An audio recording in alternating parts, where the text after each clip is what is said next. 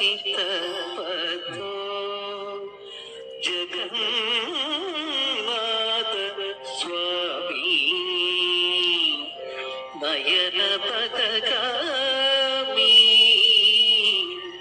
ഭവതോ may.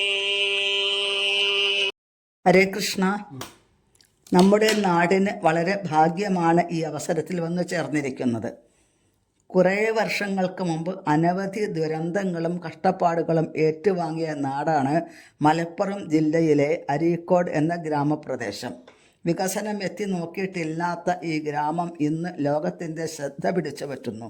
സാക്ഷാൽ ജഗന്നാഥൻ്റെ രഥയാത്ര 5 വർഷത്തോളമായി ഇവിടെ വളരെ ഭംഗിയായി നടന്നുകൊണ്ടിരിക്കുന്നു.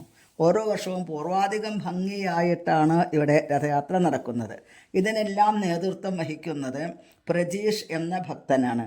എളിമയുടെ പര്യായം എന്ന് അദ്ദേഹത്തിനെ പറയാം.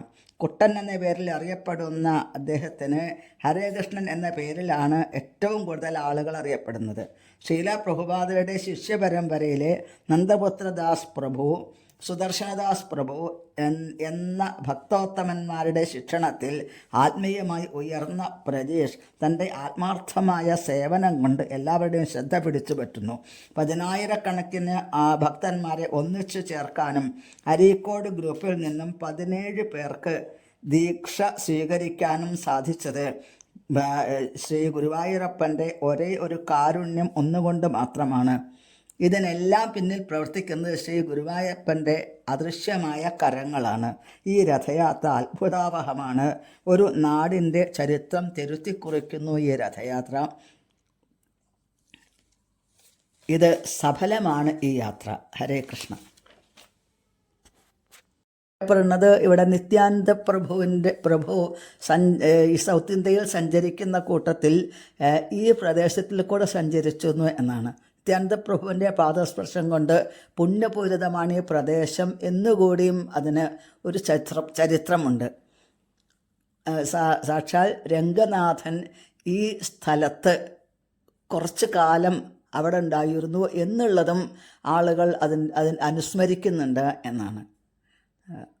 അപ്പോൾ ആ ഗോപാലഭട്ട ഗോസ്വാമിയുടെ പരമ്പരയിലുള്ള അനേകം ഭക്തന്മാർ, പിന്നെ ഈ ജഗന്നാഥൻ ഇവിടെ വന്നിരിക്കുന്നത് ഡിണ്ടിക്കൽ എന്നുള്ള വിശേഷപ്പെട്ട ജഗന്നാഥ ക്ഷേത്രത്തിൽ നിന്നാണ് ഭഗവാൻ വന്നിട്ടുള്ളത്. സാധാരണ ഭഗവാൻ ആ ശ്രീകോവിൽ വിട്ട് പുറത്തേക്ക് എഴുന്നള്ള അങ്ങനെ പതിവ്. ഇത് ശ്രീകോവിൽ വിട്ട് ഭഗവാൻ എത്രയോ നാടുകൾ ദൂരം കടന്നിട്ട് ഇവിടെ വന്നിരിക്കുകയാണ്. എന്തിന്?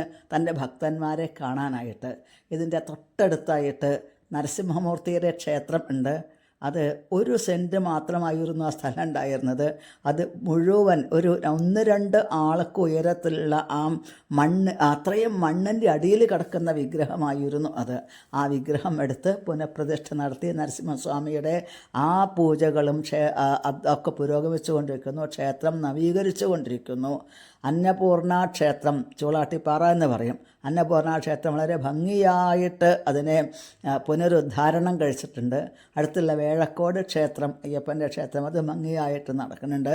ഭക്തന്മാർക്ക് വേണ്ടിയിട്ട് ഭഗവാൻ എന്തും പ്രവർത്തിക്കുക എന്നതിൻ്റെ ഒരു ഉദാഹരണമാണ് നമ്മൾക്ക് ഇന്ന് അരീക്കോട് രഥയാത്രയിൽ കാണാൻ സാധിക്കുന്നത്. അതിൻ്റെ ആ വിഷ്വലിലേക്ക് നിങ്ങളുടെ എല്ലാവരുടെയും ശ്രദ്ധ ഞാൻ ക്ഷണിച്ചു കൊള്ളുന്നു.